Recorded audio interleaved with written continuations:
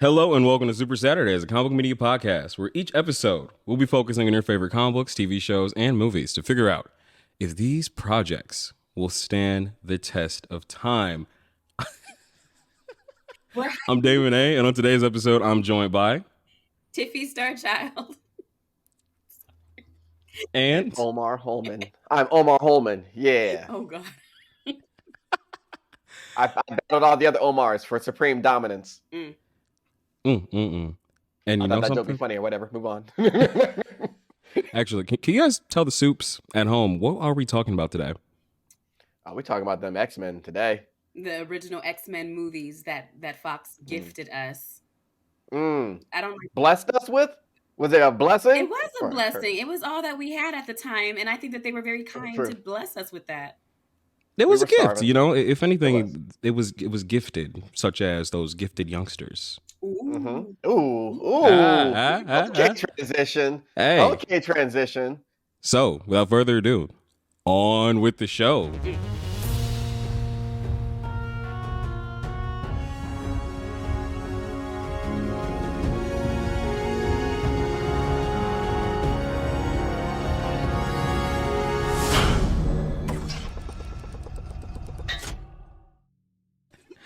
All right, so it is a pleasure to have both of you guys on here. Honestly, I'm going to gush a little bit, Soups. Yeah, do it. Omar and Tiffie have some amazing content. I've been following them for a while, and it's great to have you guys on the show and also getting to meet you guys. So thanks for being on. Thank you. You're welcome. You're goddamn welcome, Damon. Oh. I'm so aggressive with it. We're so appreciative of being here. Thank you for having us. We like to be places and talking about X-Men. This is great. All right, fantastic. Well, you know something? Since we're talking about X-Men, are you guys ready for some news roundup? Yeah. Oh, yeah. All right, that's good. Go ahead, yeah. All right. Music's going to be added in post. Okay, so I know, Omar, you said you didn't really look at the script. I don't. Good, because this is going to be a little bit more authentic. Okay, yeah. So X-Men 97 came out. Well, the trailer came out for it and everything. Oh, yeah. Okay. What were your guys' thoughts? Tiffany, no, go ahead. I went first last time. It's you. Good cop, bad cop? I did bad cop last time. All right, I'll do bad cop this time. I liked what we saw, except it looks like their stickers moving. The art looks a little rough, and it felt like Wolverine was lying down when he gave his line. However, much like when the X-Men movies came out, we were starving. I'm gonna eat it up. I'm not gonna sit here in front like I'm on a high horse. Like, oh yeah, this is bonito. No, I'm gonna say I'm gonna do that. I'm gonna do that watching it. So I'm very excited to see Cyclops. And apparently, the rumor was that it was Cyclops and Storm taking like the front and center too. So I'm very excited to see that. Like, I don't care how I'm seeing it. It looks, you know what it looks like? It looks like stop motion comics a little bit. It looks a little bit like that. But whatever. I am excited to see it, and I really like seeing Cyclops with a backwards hat and look like they were all balling afterwards before at the end before they saw bad bitch Magneto with the long hair. So I am the art looks rough, but I don't care. You know what I mean? I came from the Cinemax era where you had to watch the nasty shit through the squiggly lines. I can deal with this. That prepared me for this. Very light work. Yeah, this is light. You know what I mean? Is that it? When Tumblr was just gifs of porn and that's all you had, and it was just 10 seconds of action, and you had exactly. Is that a titty? Might be. Oh, that's a toe. All right, whatever. All right, use your imagination. It's cool.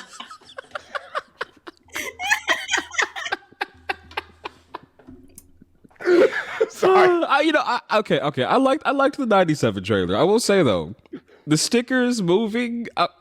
Listen, it was trippy as fuck for a minute. I was like, oh, so is it 2D? And then wait, no, I see some 3D. Oh, is it 2D? Oh, 3D. And then Jean's pregnant. Okay, cool. Or maybe it's not Jean. Maybe it's Madeline Pryor. Everyone's saying. Who knows? I loved her being the ref. That was the cutest thing. That was my favorite thing. Because she wanted the ball, but they're like, no, Cyclops is a fucking stickler when he referees. Let Jean do it.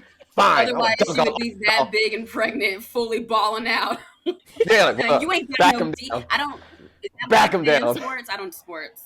Yes, you're accurate. You ain't got in no this sport. D yes, and one. Exactly. Yeah. Draw that foul. Draw it. 100%. I feel like Jean would be like the best referee to have, though. At the same time, though, I feel like she would just be like, "Oh, that's not a foul. Just go. Just keep going. It's fine. Everybody just keep playing. There's no rules to be had or whatever." We're having fun. All better than she could cook. Everyone's in good shape. What were your impressions of the trailer, Tiffy? Mine, you weren't bad cop enough, so I'm gonna do it. No, it does not. No, pretty much the same thoughts. Where at the end of the day, I'm so excited to see something with the X-Men that this is kind of like an abusive relationship. I'm gonna take what I can get and be like, thank you so much, thank you Disney Plus and Marvel Animation. Like, not the crumbs. I will never be okay. Like, the animation does look weird to me. It looks like a mobile game. Like any of the mobile games. Oh, that's the best. That's the best comparison. Yeah, it has the art, and they just kind of float in place, and they're like, "We're going to the mall," or whatever game you're playing. I used to play the dress-up games, but or the mermaid one. You had to combine mermaids to make new mermaids. Like, they can make a little X-Men game, and it looks the exact same. And my thing is, like, we've had this project announced for so long, and they have the budget for it.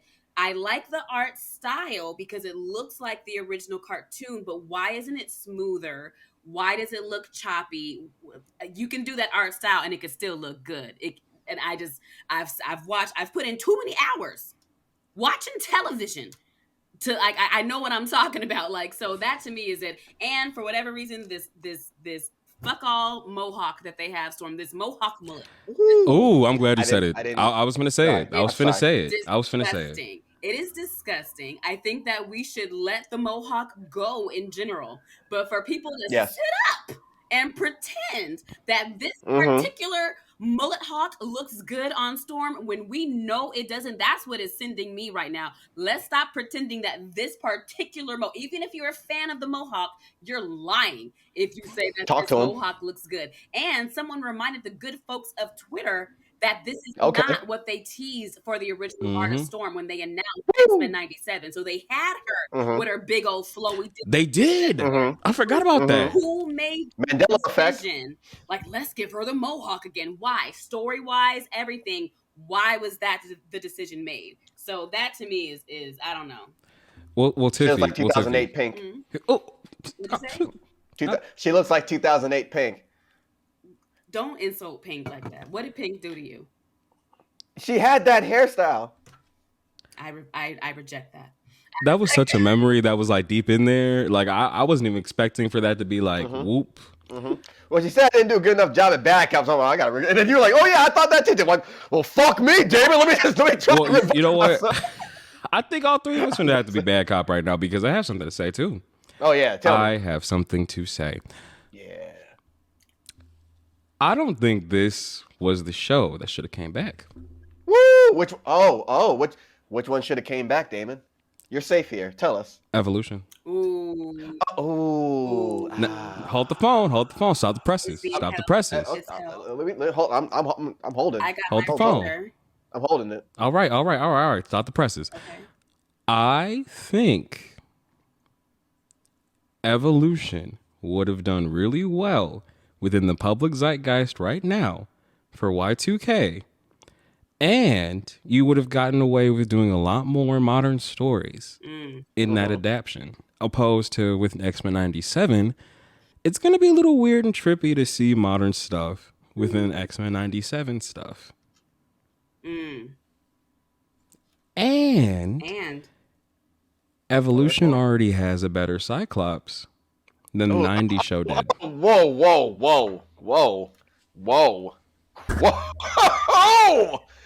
I do declare. I like the original. I liked the 90s Cyclops because everyone's like, oh, he gets so much shit. But when we look back at that episode, who knocked out the most Sentinels?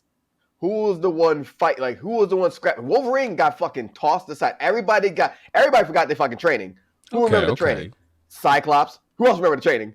Storm. Because Storm was like, hey, we gotta get the fuck out of here. This is ass. He was like, all right, you're right. Scott was beaming people down. Everybody forgets, man. It's the nostalgia effect. Everyone forget. My man, he was putting in work. And then when Wolverine was like, "Oh, you came to apologize?" No, I didn't regret that decision. No, like that man was sassy. I like that. I feel like when you're young, you like a rule breaker like Wolverine. Like that's the cool guy. And then as you get older, this is not Omar's case. I feel like he was a Cyclops fan from the beginning. But with a lot of people, as they get older, they realize no, Cyclops a lot of the time was making the harder decisions because he's the leader, and it's always going to fall harder on the leader. And I don't think that we were into that as children. We're just like, rules. And then we don't like the guy that's trying to keep the team alive by being so strict about it. So it's like when you hit your 30s, you're like, oh, Wolverine's cool. You hit your 30s. Cyclops was a great manager. Look at this shit. Look at this shit. Manage right now. This Spencer's is crazy. He's running this shit though. Yeah. Honestly, which department store? If you had to say the X-Men were managers of department stores, that's a great question. Which department store would they manage? Oh, or like not department store, but you get what I'm saying. What store? Yeah. With retail store. Ooh. I listen. I think Jean would run a Target. I don't know why, but I get the vibes that she would. A Target? Oh, I thought you were saying like which ones. To me, like running the X-Men to me would be like a Spencer's, but like the 2001 Spencer's. You would think it'd be Hot Topic, but no, that's too. Spencer's was always like, what the fuck is happening here? Like, well, there's a lot of white shit going on here every time you enter the Spencer's. There's dildos in the back. There's costumes right here. There's posters in the front. There's little shot glasses. I'm like, what is happening? Is this a children's store or not? Right. Well, what's going on? Why are these adults grown up? But it's definitely adults because behind the dildos are the blue chews and the pussy pills. Like, why is this being sold at the mall? I respected being in the back. Thank you for that. But god damn, y'all and the sex games and shit on the side, like that is X-Men. That True. It's a whole that's X-Men. But if we're talking about like, which one would be like Wolverine would definitely be like, I'm trying to think like what Wolverine would be like the fucking I would say he'd be like the Macy's women's shoe department. How they like have the clearance rack where it's all on the ground and shit. That's Wolverine. I could see that. I could totally see that. It was not even the current team. I was like, okay, well, Emma Frost is definitely going to be managing in Neiman Marcus. Yes.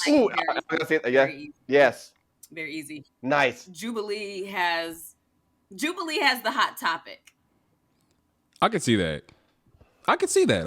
She absolutely has the Hot Topic. I'm thinking 90s. I can see that. I was gonna give her the arcade. I was gonna give her the arcade because 90s. I think that she can manage both. Both, okay. She has multiple properties in the mall. Food court is Gambit. He's walking around. Say that. Get out of my head. He's in the he's the only manager coming out to you at the fucking. You're like, you enjoying that? You're like, this isn't a restaurant, man. This is just a food. You like that? Can I get you anything else? All right. Okay. Yeah, Gambit likes that. He takes his job seriously. Commenting on people's foods. I feel like Gambit would have like a whole like Instagram dedicated to like food. Oh, he's a foodie for sure. Mm-hmm. Oh yeah. I think it's hard. I mean, it's hard to play. For me, it's hard to play Storm. I like. It's so regal. You need something that's very regal and also very hood. One of the ones that Storm has is that random store in the mall that sells Japanese weapons, and you're just like, you're literally a weapon store. You've got shuriken and just like a bow staff, and you're like, again, why are you in the mall next to the store that sells SpongeBob and sex toys? Like, why are you here? That's one of Storm's for sure. Now, which place would Cyclops have though? Oh, he's the Spencer's. He's the Spencer's, or he's the most hectic one where kid like if it that motherfucker was running KB Toys. Yeah. Wait a minute. Shit's organized. Shit is organized at a Toys R Us. KB Toy Store, that was hectic. Little kids running around, blah blah blah blah. Like, nah, that is now my man is thrust in the middle of chaos. Like, time to turn on. Like that every day. I figured out You're absolutely right. As one of the kids that was in there running around and shit like that. It was me. It was me. It was me because I'm 24, so I was a kid around the time that was around and everything. I figured out Jeans. It's a Williams Sonoma. Oh, because she's Ooh. very pretentious. Remember, she can't actually cook. So why she's managing the cookware yes, store? Because she told herself that she can, and no one got convinced you, Ooh. her Okay, I can see that. otherwise. So she's got you. extremely pretentious, and she's running this cookware store for bougie people, and that is where Jean Grey manages. What was your first introduction to the comic book world, and also Oh, like to the X-Men movies? you want I'll go first. for this? Okay. For me, I started to get into X-Men comics in 2009, maybe. Mhm. And I hate that it was an ex that introduced me. I don't want to give him any credit. Can I just pretend like they just appeared in my apartment and I was like, Harley Singh did it.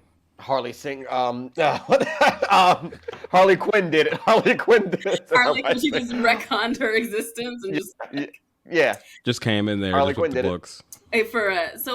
so that was the introduction to the comics. But I had loved X-Men as a kid, so I grew up on the animated series and then seeing the movies in theaters in 2000s. I remember I went to go see it with my dad, and I loved it because it was these characters that I loved so much from the cartoons suddenly on the big screen. There was no seeing it as campy or bad. To me, it was just finally seeing these characters come to life. So that's where I was with that. Uh, I X-Men is very hard. I remember my brother. It was 1992 or one, and he would come when he would visit. He'd always bring his toys in this like kind of like little cardboard suitcase, and he would open it, and then have like all the X-Men toys and everything like that. And I remember seeing his he had the X-Men cover. Oh, I forgot the number of it. But it's Storm and Forge kissing on. I think it's the issue where he proposed to her. So it's like 280 something, I think. I saw that there, and then my mom got me my. I remember for my birthday, must have been like 5 or 6. We went to the store in Maryland. We walked to the store, and she bought me the Storm action figure, the silver hair, all sleek black, and then the lightning bolt right down the middle. The I Hmm. am every woman Storm figure. So that was like, I think that was my. That was my yeah. That was my introduction to it. So my brother having the comic books and everything, loving Cable and all shit like that, and then my mom getting me that toy. So I was like, I was in from there. Okay, okay. My introduction with the X-Men, I talked about it on the show a couple of times, but not in like Mm-hmm. as much detail. But like something that really got me into X-Men was my cousin. He had all the '90s shows on like VHS tape, and he gave them to me. And as a kid, I watched the movies first. I actually liked the movies a lot. And I watched the '90s show, and all the episodes that were on those tapes were out of order. I didn't know what the fuck was Yeah, going on. yeah. Yep, that's Yep, what they aired. Yeah. out of order. Had no idea what the fuck was going on. I was like, so who's Morph? Mm-hmm. And who's this? Mm-hmm. And who's that? Oh, there's like a Spider-Man reference right here. I don't know what the fuck's going on. Yep. Watching it, had no idea. Kind of didn't like it. Mm-hmm. At first. Stay with me now. And that was my first introduction to them. But I really loved Wolverine. I had like this Wolverine figure from the '90s that like when he pressed his button, he was like, "I'm gonna slice and dice you, bub," or whatever. And then I also remember vividly going to see X2. I was like Mm-hmm. 2003, so I was like 4 years old or some shit like that. I don't know. Um, and I remember like going to see that vividly. I went to a drive-in theater, and I remember like all like the ads. I remember all like the marketing for it. I have really good memory, but like I remember they had like a deal with Baskin Robin. I remember that a Dr. Pepper thing, and then all this other type of stuff. And I remember just loving those movies and liking Wolverine. Cyclops, close second though, because great ass design. But you guys touched on you guys touched on the movies. What was your first like impressions of the movies when you first saw those? Mm. Um, I think because I actually Cyclops wasn't always my favorite character. I was I don't think I was in. I think I like Gambit more or something. Like that. It wasn't really my first. So like seeing the movie though, I was like okay. They're like all right, you make fun. Then I'm like, it became like why isn't wait he's the leader? Why isn't he? I'm like, that was my like okay, this is really Wolverine centered. I'm like okay. This doesn't make sense. It's supposed to be a team movie. Why isn't it? This isn't a team. So I was confusion there, and I guess kept further getting confused later on down the line.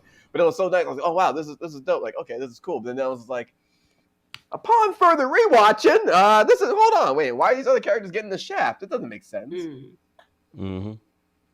For me, I liked it. I knew I was never happy with Halle Berry's Storm. And it's not until adulthood did we learn that she was not the villain in that scenario. But I held that anger towards Halle Berry in my heart so I'm sorry, Halle Berry, you didn't deserve that energy from me. But that, like, I still loved the film. I just vividly remember sitting in the theater, just like next to my dad, and I don't have a lot of memories with my dad, but I remember sitting there and us both being kind of geeked about seeing these characters, especially like the intro of Cyclops and Storm, like Sabretooth is trying to get away with Rogue at the very beginning, and then here comes the blizzard and all the snow, and as it clears away, there's Cyclops standing there like a manly man, and then there's Storm next to him. That felt very cool to me, so I just remember being very hype about it. And it wasn't until the brain kicked in later that was like, wait a minute, this ain't right. But even in its not rightness, I think because it was the only live action, like Spider-Man fans eating good. At the end of the day, Sony done made 52 Spider-Man movies. You have your pick. True. The fact that Spider-Man fans get to sit up and say, who's your favorite Spider-Man? And there's all these options. So, like, we were starving, and so, I don't know, And your experience that you were saying with the animated series and with the VHS episodes being out of order, that was the accurate experience because they were aired out of order.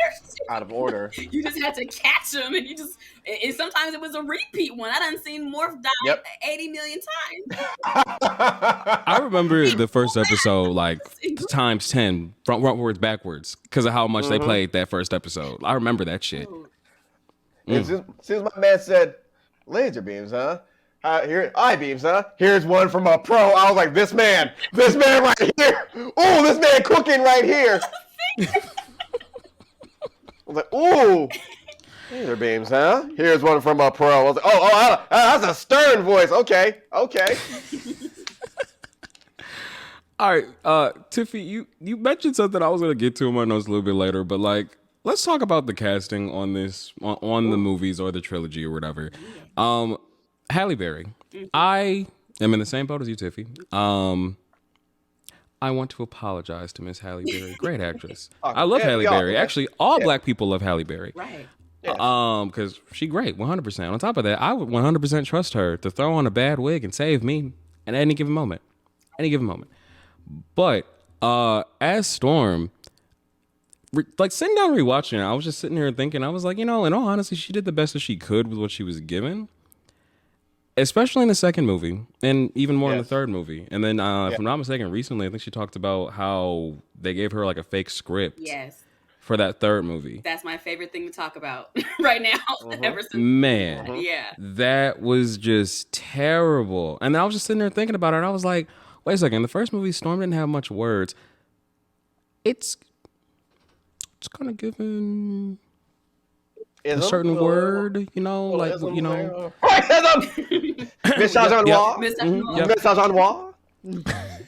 it's given that, flat out. Yeah. 100%. It makes me wonder what would an X-Men movie look like if it was directed by a POC or someone that was black? we be asking what the comics look like if it was written by someone black too. We've seen some cases. Shout out to Vita Ayala. Yeah, I think that when it comes to telling, it's very interesting how people are very set on denying what the X-Men can stand as an allegory for. And to me, it's like, is it about Jewish people and their plight? Is it about the queer community? Is it about the civil rights movement? It could be all of those. It can be more. It is a metaphor for discrimination, period. And I think that in order to accurately tell that story, you need to either have someone that can be very tapped into that struggle or they've experienced it. And there aren't a whole lot of white men that can pull from that pool of experience. So I think that those are not maybe the best people to direct or tell an X-Men story, especially when they want to deny what the bottom line message of it has been. That's not to say that they can't. It's just you have to be intentional about that messaging with the X-Men, because you can't omit that and think that you're going to have an accurate or good X-Men story. You're not. Let's talk about Jean Grey for a second. Woo! World record for dying and coming back, Jean Grey. That's my girl, though. That's my girl. Okay. Don't stay. She's in between, but hey. Jean Okay. Grey or Emma Frost?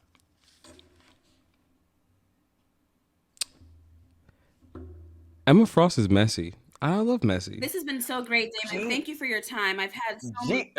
He said he loves Messi. Oh. Okay. I love Messy. I love Messy. I do. Messier than Jean. Emma Frost is that girl. She is. I still like Jean Grey. However, I don't know. Honestly, I don't know if I can choose. I don't know. Wait, hold on. You touched on something really good. Who's messier, Jean or Emma? I'm going Jean. Really?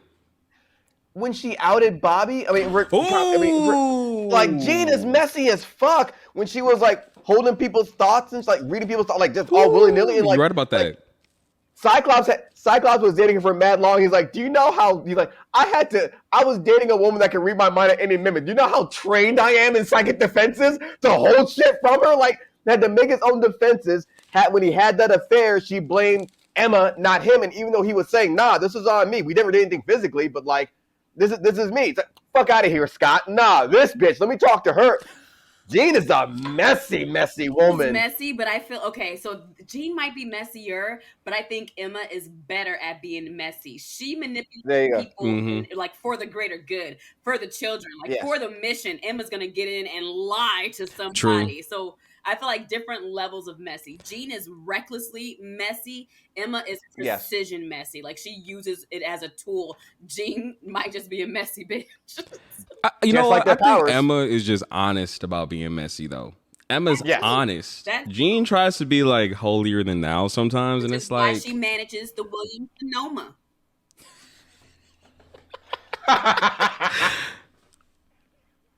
You know, a note to self, Damon, you're gonna have to edit this, dude. You're gonna do some logistics, some Olympics type shit. But you know something, I'm gonna leave a lot of this shit in here because this is fucking hilarious. So we're on the topic of Jean Grey. Yeah, Femke Jensen as Jean Grey. What was your guys' thoughts? She was all right. Oh wait, this is the first Jean Grey. Yeah. She was fine. She was all right. It not stiff. I mean, I didn't. They didn't do her like they did Hallie, so I was like, she was okay. I think in the same way James Marsters is Buffy. James Marsden. The way that he's shaped our view of Cyclops, I think Femke's portrayal of Jean shaped my view of Jean. She faked a lot in the cartoon and Scott, and like that was her big number. And in this one, she was. Ooh, no, you're right. She was kind of messy. Girl, choose a man. Choose one of them. She really was. Listen. Frankle's girl, like you was encouraging that you are a messy bitch. She is messy. She was in this movie because, like, you know something. I was watching this, and I watched the first two movies. Third movie, they had to finish it, but within the first two movies, I'll give Jean credit. I will say this though. I put this in the notes. Jean. She kept telling Logan no. Logan was very pushy throughout both of the movies. On the other hand, though, there was a couple instances where, like, she kind of flirted back with him, and it was like, I'm confused. Do you want? There was some messaging going on there for sure. She was using that to her advantage. And since I'm on the topic of Jean Grey within the movies, I had no idea she was a doctor in the movies. Did you guys know that? That's right. Because that's what in the first one they showed that, right? Yeah, the first one they show that. They bring it up again in the second one. But like they start not really talking about it much. But like, I had no idea. I forgot about that. Like, she's a doctor. She was in that lab coat. I was like, what you in that lab coat for? What you doing? Yeah, why are you cosplaying? They're like, so we don't have the budget to bring in Hank McCoy. Put Jean in the lab. Redheads are smart. They even put glasses on her in the movie. So you know what? Hey, there we It go. was very serious. Anything can happen. Anything serious. I know you didn't get a chance to rewatch The Last Stand. She was terrifying in that movie. Like, just yes, from what I could remember. Forth when the Phoenix would take over her, she killed that performance. Absolutely. That was standout. That was standout. That was amazing. That's one thing I like still think back to because I remember. I think that's the most clearest memory I have of the X-Men movies is going to see that in theaters in 2006, and I was a kid watching those movies, and that scared the fuck out of me watching Last Stand. And if I'm not mistaken, I'm pretty sure her performance, she in like the behind the scenes, she was talking about how she did a lot of like studying with mental patients and everything. Like she looked into a lot of different disorders to like perfect her performance within Dark Phoenix. I think one of the biggest things I think about when it comes to the X-Men movie cast is that I feel like I still like the movies, but I always wonder what would have been if we got a more comic accurate portrayal of these characters. And it makes me wonder, was the cast wasted on these movies, or was it, is it as good as it could have been back then? You know what it feels like? It almost feels like how Marvel were kind of like, well, back when Marvel was casting folks we did not know about, like Chris Evans, the dude from all those B-list movies. I love those movies. Motherfucking Chris Hemsworth. Who the fuck are these guys? Holy shit, they came out. It's like you had to take that chance because, like, let's say that shit came out in the '90s. I don't know if I wanted to see fucking like Tom Cruise as Cyclops and Naomi Kidman as Jean. You know what I mean? Like it doesn't like to be a blockbuster like that. You had to go with folks that were maybe lesser known. We'll have Patrick Stewart and Ian McKellen, big name. Rebecca Romijn Stamos. Okay, then like these folks that maybe lesser known, like they were trying early what Marvel did. They're cult classics because they were the first, so they get to stay around because like, oh, they were the first, so that's what gets them coasting through and everything like that. But like, had the shit been more comic accurate, and had they like, maybe we'd be talking about it differently. Like, oh, they let them cook there, and also like if the Bryan Singer wasn't a dick on the yep. Yeah, because they confronted him together for X2, like Alan Cummings, and that breakdown I watched. They're like, yeah, in costume they ran up on him. They ran up on him in costume. And which ended with Halle Berry saying, "Yo, you can kiss my black ass, man." So it's like fuck, like they didn't have a good time, but like, yo, X2's a better movie to me. X2's a better movie, but like, oh man, it sucks you all didn't really get to have that much fun, like getting to do this thing, making this banger. Yeah, no, Angela Bassett was also offered the role of Storm back when this was being like made, like originally and everything like that. Incredible. Oof. That would have been epic. That would have been. Would it have been epic if she's still doing the exact same like? Or would it have been epic, or would she have still feel caged because we just replaced the lines? Like, does it, you know what I mean? Like, oh, is this Angela Bassett this time? Is she spinning shit into gold? You know what I mean? Or like, you know what I'm saying? Like, maybe, or we have felt like, damn, they didn't let her cook. Maybe, but at least we would have had closer to what we needed as far as what Storm represented. I think True. Angela Bassett and Halle Berry can't help that, but I think Angela Bassett represents Storm a little bit better in that regard. Yeah. True.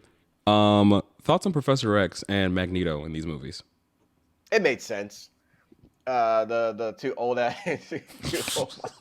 I'm like, it made sense. Like Patrick Stewart, like that's a given. That's if it wasn't Patrick Stewart, you'd been like that wouldn't have made sense. But like no, it made sense. And I guess they might have been the best part of this. Like there's two different ideologies clashing together, right? So like they did great in my eyes. I think it's so funny because to me he was so perfect as Professor X that when you get to like the recent X-Men things and the end of Krakoa, like Charles just being this very svelte, chiseled face, grew the beard, and you're like, okay, all right, this is so different from the Charles Xavier I grew up with, and I don't know where in the story we got to him also not just staying the same age, but de-aging. That to me is the only funny thing. I think that Patrick Stewart was the incredible Charles Xavier. Like he was amazing and does not at all represent or look like what Charles looks like now. And I just think that's kind of No, something I think, and I wonder where they were like, oh, Professor X is young in the movies because James McAvoy. Let's right, just slowly just de-age him. Let's just do that. So no one's gonna notice. No, they're not gonna know. We're trying to make comics that the general public can read. They want to see a sexy Professor X. They'll like it. They'll love that shit. They'll eat it up. If we got resurrection protocols and I'm fucking not, don't bring me back at my age at 39. Bring me back at about a good 26, 27. I used to do a joke with my brother when I was living with him. And I was like, oh, I didn't know you got cobblestones in the driveway. He's like, what are you talking about? There's no cobblestones in the driveway. I'm like, yeah, there are right now, baby. Yeah, like bring me back when my 6-pack was packing still. Don't bring me back fucking. Yeah, don't bring me back when my knees hurting and shit. I randomly and shit. Like, nah, I get it. When Mystique brought Irene Adler back, when she brought her girl back, didn't bring her back. Oh, she brought her back young. Yeah, I did that for you. Oh, everything's still set. Yeah. Oh, I'm 27 again. What is it? Yeah, I did that for you. Yeah. And here's me thinking, all right, me coming back at 27. Ooh, the eating disorder. We don't want to go back to that. we can deprogram that. They can edit everything come back with today's brain, but body. Yeah. So you're right. I would be at a nice ideal weight, and you'd be like, Tiffy, no, it's something other than carrot sticks. Good. Another piece I have in my notes talking about Magneto. Magneto was messy as hell in these movies, and you know something? Mystique stole the show. Actually, yes, I would argue Mystique was my favorite person in these movies, even though she didn't have any lines for the most part. My favorite moment would have to be when X2, she's at the computer, she's like, and Storm's like, oh, can we like turn this off from over here? Mystique's like, no. just the little details, even down to like the whole like slide under the door, middle finger up as she's doing it. Little moments. I will say though, wish she had more to do. Love seeing her do the spy shit. Third movie did her dirty. Yeah, and that's that. Normal, wasn't it? Which one is it with the senator? That's the first movie where dude turns to liquid. Yeah, the first one, right? Kelly. Yeah. When she we found out that she had Mystique was a genius because she had a fucking foot OnlyFans before that shit even came out. Because the way she fucking and his face, that's my favorite. My man would just take. Usually I have to pay for this. Oh God. Oh, okay. She gave him so much foot action. Those are done too. I'm done. I will say, I was like, when I was watching it, I was like, you know, why they got her up here naked? Because, you know, when I was younger, I was like, I didn't really pay attention to it, but now that I'm older, I'm just like, they really had her walking around butt booty naked. Okay. All right. Naked. 100%. Like blueberry muffins and fucking Starburst. Because that was Rebecca Romaine, and she could do that. I think she was Rebecca Romaine Stamos at the time, married to John Stamos. She was. Jesse from Full House. Ooh, forgot about that. Yeah, and because she could put some blue latex on her and do it. Action. Roll camera. Go. That was it. Slide. I don't care. I don't care if it's cold in here. No, yeah. I don't care if it's cold in here. Act. Put some latex on her nip nap so that they don't poke through. Do it. And that's it. Now we're ready. And there's a tweet that said that she slid on her blussy first. Yes. Because it was like animated Mystique versus, or it was somebody versus Mystique. They were like, Mystique sitting on her blussy for mutant kind. Like, yep, for mutant rights, baby. She sure did, though. She really did. She really did. She could have walked out. Snail trailed just walked out.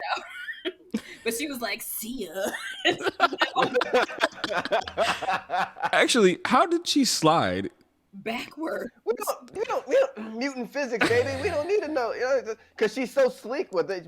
I mean, so technically she's a gene morph, not a shapeshifter. So I mean, just made a smoother surface for right here. What on the part that slide is made slick. Little tentacles to slide her across the floor. Exactly. If she wanted to, because she's Mystique and she can do that. She's Mystique. She's mysterious. Exactly. Mystique. There we go. Shit. You're welcome. You're welcome, by the way. Are you having fun? Are there regrets with booking us for this episode? What you were saying, Tiffy, about tweets and everything like that? Yeah.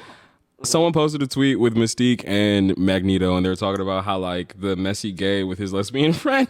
Yes. That's the best way to describe their friendship, or the situation in these movies, especially down to when they were just talking shit about Rogue on the Blackbird. Why would you do that to a teenager? That shit is so petty. Oh, like why would you look over her? That is your hair. the way that and she was ready. She's like, okay, you like what the fuck I did with my hair? Let me show you something real quick. I'll show you. I'm looking at my hair. Let me show you what these hands do real fast. I'd have fucked. Literally. And then another part was when Magneto took the Blackbird out the plane out the sky, and he was like, oh, when are they gonna learn how to fly a plane? Learn how to fly. Damn. Yeah, all y'all broke mutants over here, man. You still using plane? Y'all soft. Y'all ain't here for mutant rights. Y'all don't even know your own powers. Y'all soft. All of this is Charles's fault, I want to point out, because in the first one, when Magneto had all the guns to the heads of the police officers, and he's like, I'm leaving with Rogue, and like Charles was like, oh. And he had to give up control of Toad and Sabretooth because Sabretooth had Magneto by the throat. That's where Charles messed up. You wasn't willing to 9 officers at the most versus everybody that was in danger because you let Magneto get away with Rogue. I'm just saying, had he bossed up in that moment and stopped trying to be friends with the enemy, that could have been handled very early on. This was all Charles. I'll kill these cops, Anne. Right. Okay. They'd kill me given the first opportunity, and I think that Charles has steadily forgotten that. Actually, Tiffy, you just hit another question I was going to ask you guys. Was Magneto right in these movies? Yes. Yeah. In the movies. Ooh. I'm not going to think about it. Yeah. Yeah. I'm going with you. Yeah, listen. Why? I didn't know there was a question. No, I'm sorry. Wait, what was that? I said I didn't know there was going to be a follow-up question. But listen, there's only a certain amount of time you're gonna be sitting outside my house on my lawn. Yeah. I'm in an apartment in Brooklyn. Outside my apartment building, talking about go home mutie, and I'm black, and I'm like, I feel there's a double stacking here. I feel a double stacking me here. Yo, go home mutie. I feel you saying mutie because you can't say the word. You can't say the letter next to that word. It's a hard M. The letter comes after M. Very hard M. Mm-hmm. Yeah. Nigga don't sound the same. You say mutie like okay, all right. you ain't gonna be marching up and down the street telling me to go home and like my only power is like I can make my hands wet or some shit. So you hate me because I can make my hands wet. Wait a minute. Hands wet? He's if it was a mutant with a passive power, they're still lumped in and discriminated against. True. Yeah, and the whole point being, how long are you supposed to make friends with your oppressor before you're like, wait a minute. Exactly. Again, you're on my metaphorical lawn screaming at me to go home, and I'm just supposed to respond peacefully to that shit.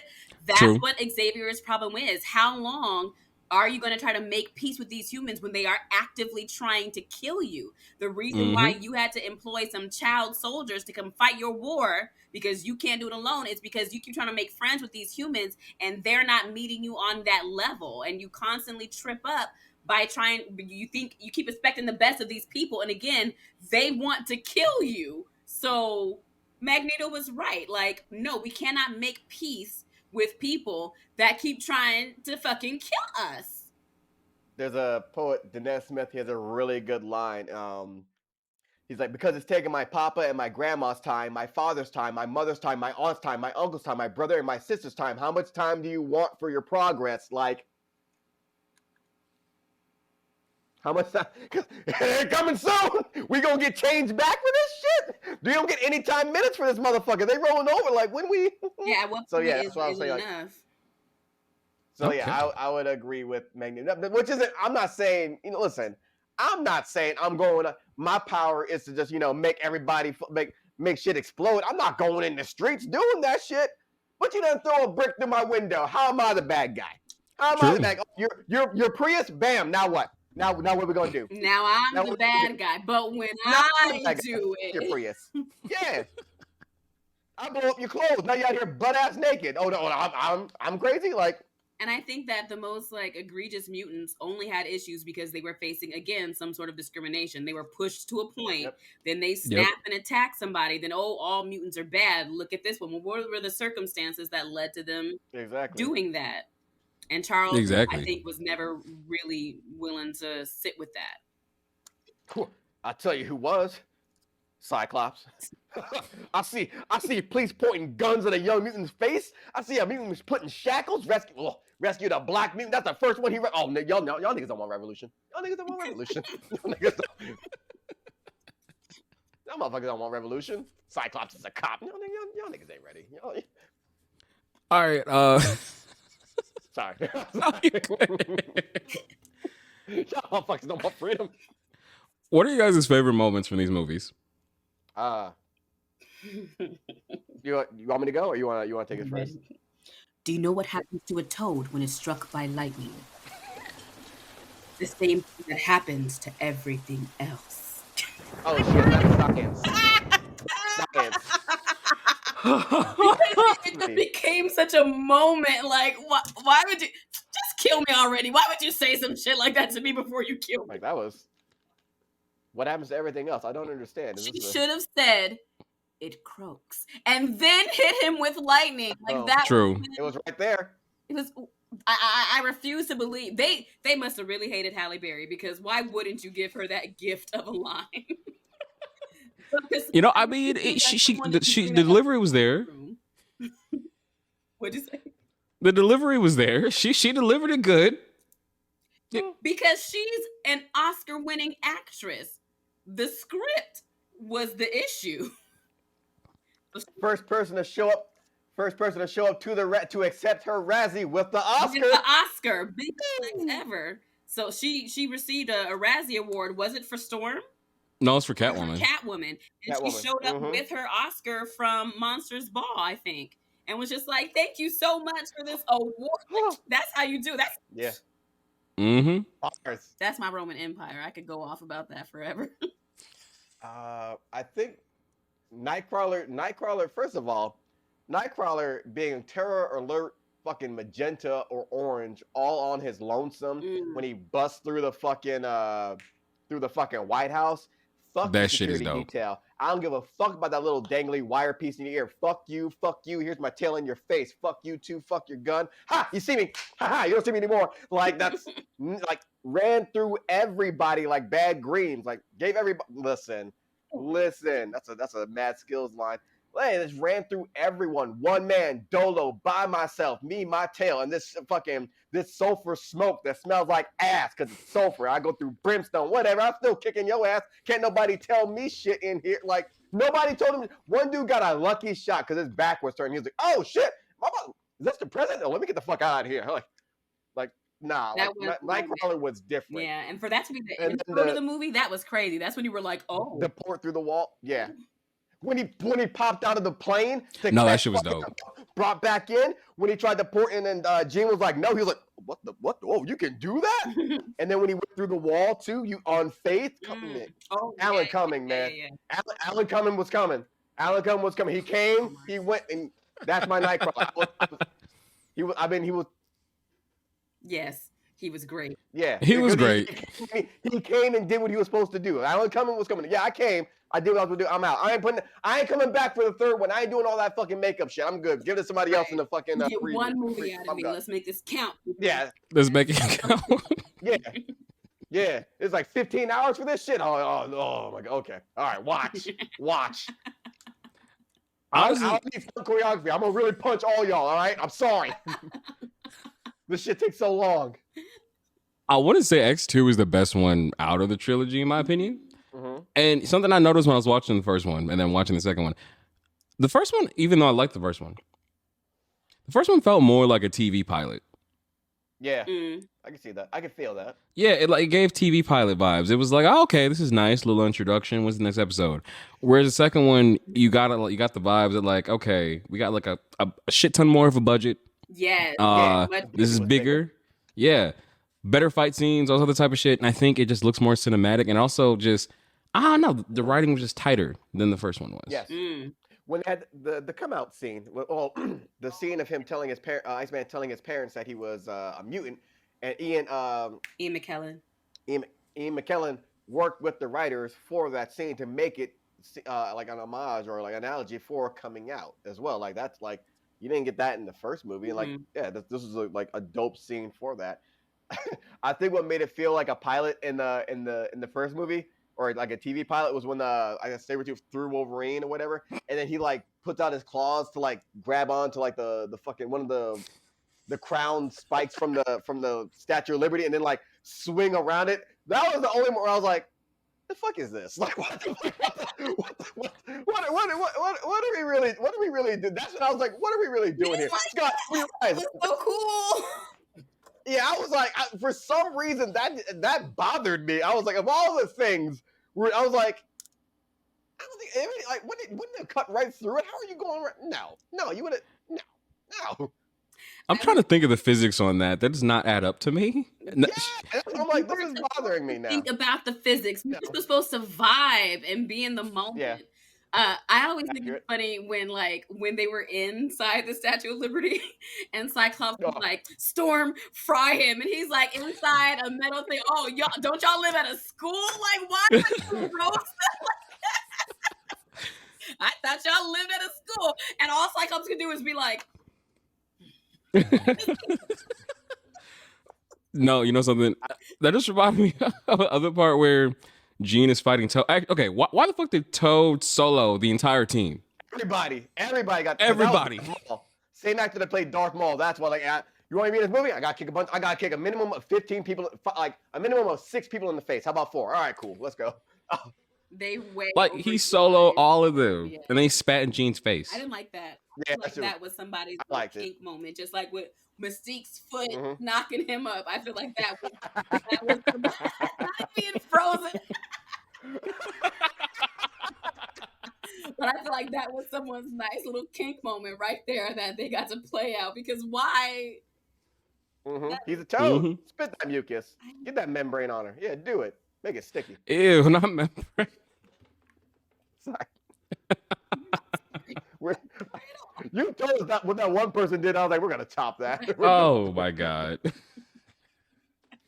We're gonna solo that. I did like that moment, like the animosity between Logan and Cyclops. It was a funny moment when it was like, whoa, because like they're walking around the museum and shit. Logan runs back into it after seeing Mystique, and then Cyclops like, whoa.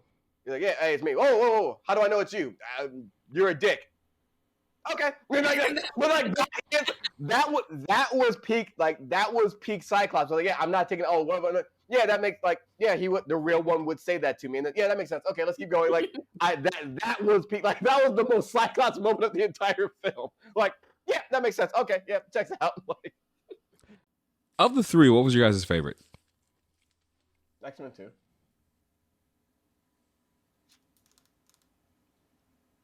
Oh, this is interesting. I liked X2. Tiffy, which one was your favorite? Ooh.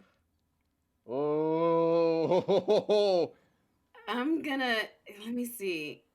I think X2 because X3 got so scary. Like, I don't know. She was scary in X3. So I'm going to go with X2. I think X2 was a lot. Okay. I can't go with X3 because of fucking Storm arriving on the scene. Oh, I got something for you, motherfuckers.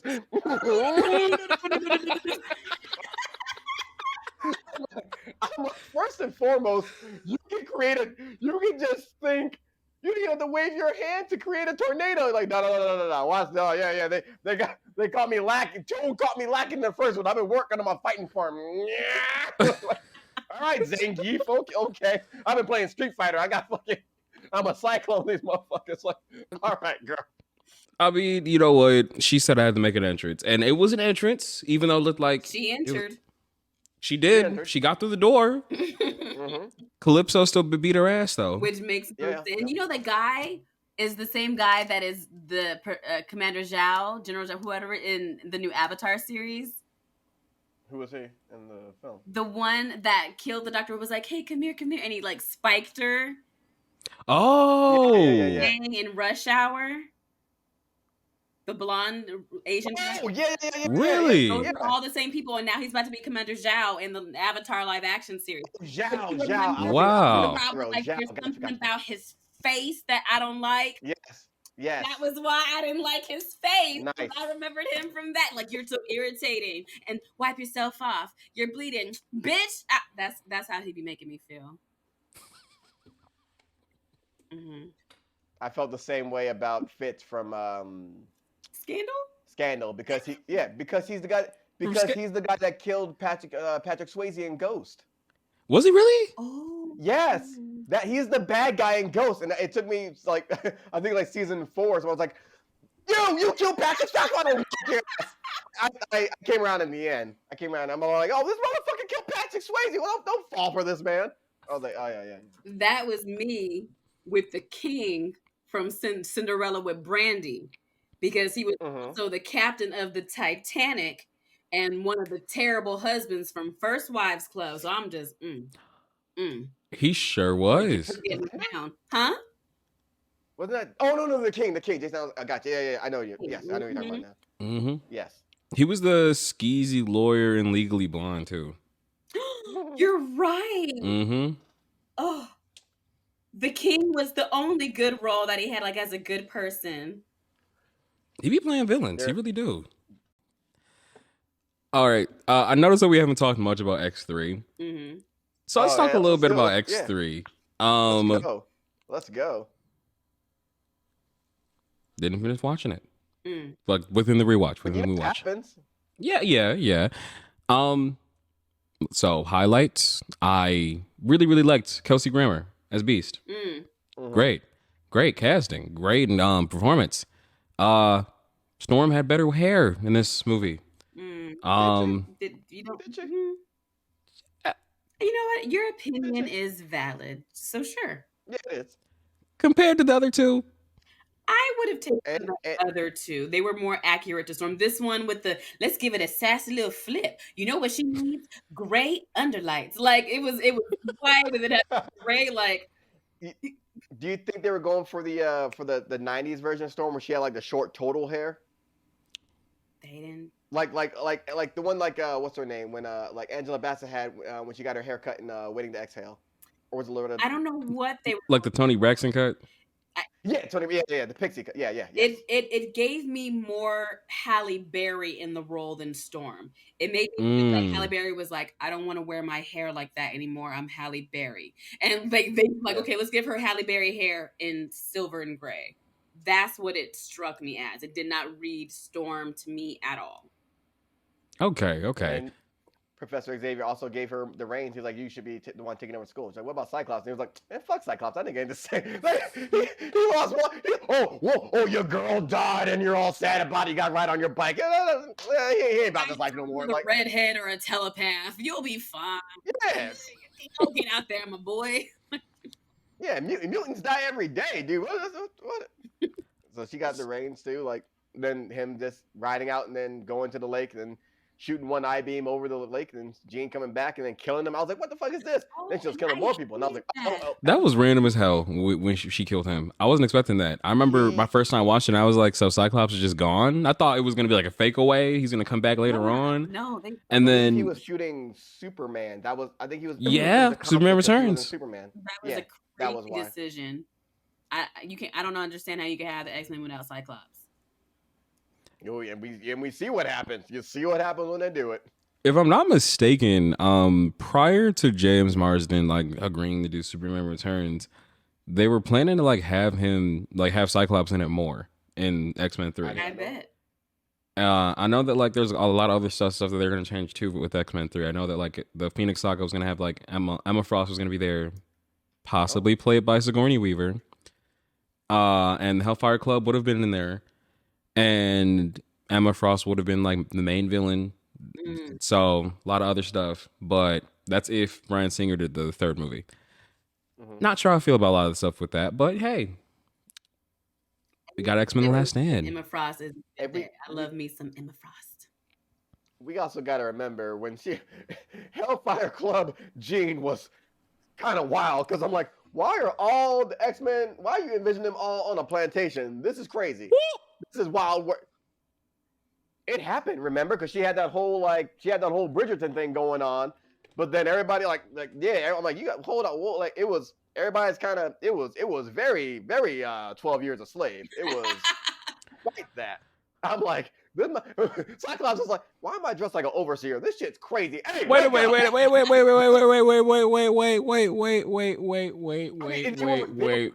damn minute, nigga. You said an overseer. Look at he had the Paul Revere hat and shit, and I'm like, my man looks like he's like, there's a whip. I don't even know how to use a whip. What's going on? I completely forgot about that. And you're right. You are right. Yeah, because would we have trusted that to be seen? Like, I know they'd be like, oh yeah, we got to put this in here. I'm like, hey, I don't know, hey, it might have been a whole nother. It might maybe a good thing we didn't get that Hellfire Club then. Yeah. Ooh. And seeing as how like the whole like toe mucus shit and also the Mystique feet thing. Yeah, they probably would have capitalized on that type of shit. Wow. Early 2000s. But anyways. All right. So let's get to the final parts of this. Of course. How would you guys rank each movie on a scale of 5? And do you think the trilogy as a whole or these movies would stand the test of time? X1, X3 are maybe a good, bad, they're good math movies, we can say, or whatever. 2 was great. It's still like for what it was, what they gave us, it was great. So if I'm ranking, I'll maybe give X1. I might go. You're saying out of 5. I might go like 3. I might go like 3. No, we can do 4. X2. I'm going 5. X3. I was gonna say 1.5, but I'll give you the 1.5. I'll give you the 1. No, because you know what? Because of Kelsey Grammer and because of that final fight scene, I'll go 2. I will go 2 then for that. Okay. 2. So as a whole, you would say the trilogies do stand the test of time. Yeah, they were still talking about them. There's still what happens to a lightning what happens to a toe. Like there's still things we call back to. It's still a cult classic because it came first. We probably talk more about this one than we do First Class. Oh, I never. Where we talk. Honestly, true. I barely talk about that. First Class. Oh, what else do we talk about from First Class aside from Quicksilver? Dude, Quicksilver's moment, like the dramatic effect of him rescuing people and shit. And maybe Magneto being like, "Shoot me in the head," and like, I don't want to do this. He's like, Toad's like, I don't. Maybe focus your mind on something else. Like, or him taking the coin and like sliding. Like there were some badass moments of like, there. Like stop. I'm like, stop. The coin's already dude's mine. You don't have to hold him anymore. Stop. Just stop. All right, Tiffy, what are your rates? My ranking of them, I would say for the first one, that to me is like because nostalgia makes me want to rank it higher. But I'm trying to be objective. Be objective, Tiffy. All right. I think that it's like a 3.5. It's a 3.5 for the first one. For the second one, I too would give that a 5. And the third one, I would give that a strong 3. I'd give that one a 3. Okay, that's fair. Yeah, because I don't know, like I feel like they did a good job of emphasizing the stakes with I don't agree with all the decisions, but the moment Jean did kill Scott, it's like, oh, bitch, you're serious.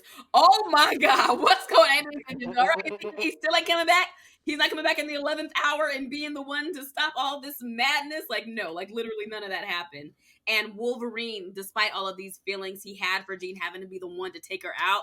And when she begged him at the last minute, just like, just kill me, just make it happen. Like, I think those moments were done really, really well. So I think it's earned its 3. I'll give you that. Honestly, I remember how they marketed the hell out of Angel being on the team. I was like, so when the fuck he finna like fly in there? Where the fuck Angel at? Do something. Like, didn't do shit. Or like you said, where the fuck Cyclops is gonna be? But he still wasn't there. What the fuck? But I mean, it was just his Oakley's left. That was crazy. That was wild. Honestly, for me, X1, I would give it.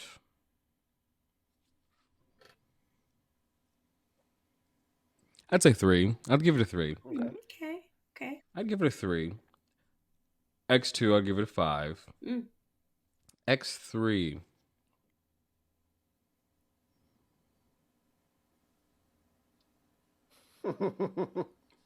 Great visuals. Yeah. Gorgeous gowns. Amazing gowns. Great. You know what? Okay, I would give it a 2.5 or a 3. I'm gonna go with 3. I'm gonna go with 3. The reason why is because it did well. It didn't do a good job of this, but I appreciate the effort for trying to adapt. Astonishing, the whole cure thing and everything. Legacy virus. Yeah.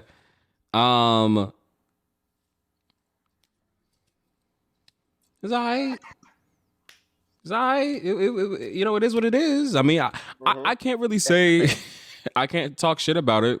I mean, I could, but everybody already has. So like, so you know, it is what it is. It is what it is. I would say, as a whole, though, the whole trilogy itself, I think it does stand the test of time in some areas, but there's some areas where it's like this could just be left behind. And I'd say X2 is one of the movies that really stands the test of time, primarily because it adapted God Loves Man Kills and the way that it just went around doing all the different shit. It was just a fun movie. It was fun. Had a lot of good moments. And I think that'd be the one I'd recommend someone to watch too. If they were like, I want to watch X-Men movie, boom, throw that shit on. So, last question I got for you guys before we close out the show. What are some things you guys want to see in a new X-Men movie? Oh man, you wanna go first? And the first and foremost is a dark skinned Storm. I just want a proper Storm. I feel like that's it. And I would love to see the Krakoan. I'm on board with people's takes that I see a lot on Twitter of wanting to see the Krakoan era fleshed out and brought to life. Like, let's leave the mansion behind and let's get to a place where like the X-Men had a chance to thrive and enjoy being mutants. And I feel like it's the same way that Black people approach when we get new Black films. We don't want the trauma porn. We don't want to be defined by like the tough shit that we've gone through. And it feels like as X-Men fans, you're always ready for shit to hit the fan or to go left. Yep. We're always facing death and destruction. But let's get to the beautiful tropical paradise where the polyamory was running rampant and we could just be reborn if we needed to. And there's a gala every year. Like, let's get to that era of the X-Men. I think that's so much more fun than the constant. We've done the same things. Like with Spider-Man, how many times are we going to have to, Peter Parker, he's sad, his parents are dead, his uncle died, he lives with his Aunt May. How many times do we have to start that story over and see the same things over and over again? So I would hope that whatever they do with the X-Men, let's leave some of those old storylines that we've touched on a lot. Let's try something new. All I want to see, like if we do an X-Men, I don't need you already tried it with First Class. You didn't even use the originals. If you're going to do this again, give me a picture frame with the original X-Men. Don't let them all be white. Let them be different ones, different people of color. Let them do that. Let's show you like that's the originals. Here's where we're on the mansion.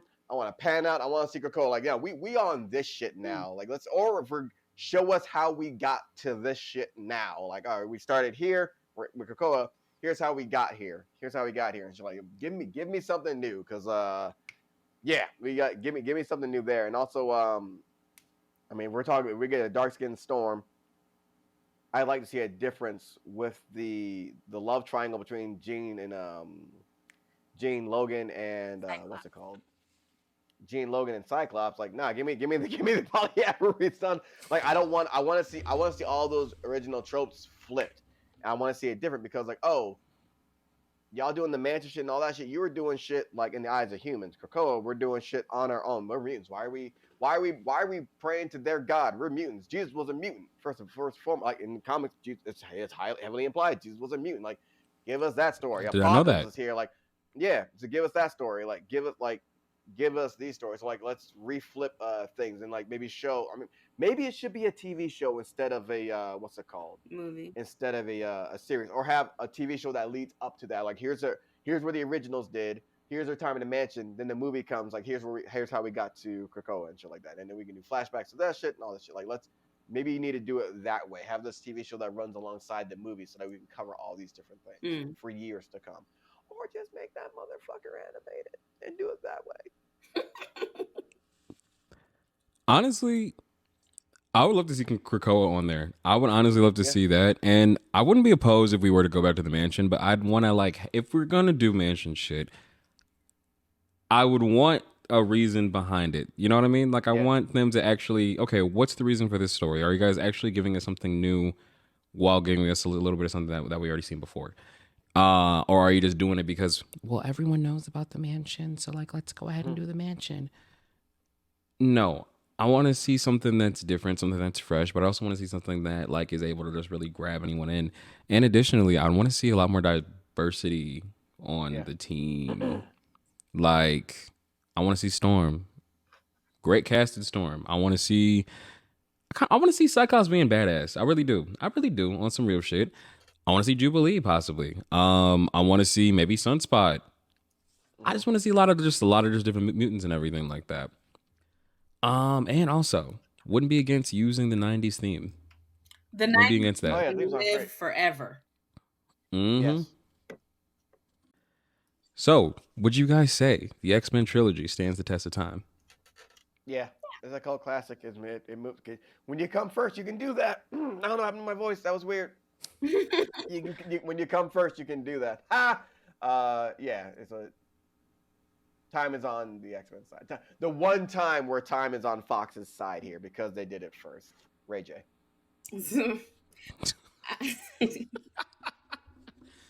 I think that they do. I think that you can't look at them through like, oh, we can't hold them to today's movie standards, but for what it was and what it gave us in like the early 2000s, yeah, I think that and at the end of the day, they're still entertaining. I would still put those on now, but even if we're just watching it to crack jokes and to point out all of the things, I still think it satisfies this need that movies have. Like, it's art, it entertains. I think it still does that. Let us know what you guys think. Be sure to look at us on Instagram at Super Saturdays Podcast, TikTok at Super Saturdays Pod, and Twitter at Super Saturdays PC, where your messages and reviews can make their way on the show. This is Super Saturdays. I'm Damon. I'm Tiffie. I'm Omar. And where can the Soups find you guys? You can find me at Tiffie Starchild on all platforms, on Instagram, TikTok, Twitch, YouTube. I think that's it. You can put my name in Google, Omar Holmon. Real name, no gimmick. I always say that. That's from Obi Trice. You can find Omar Holmon, and also you can Black Nerd Problems. All right. Well, as always, Soups. See you next Saturday.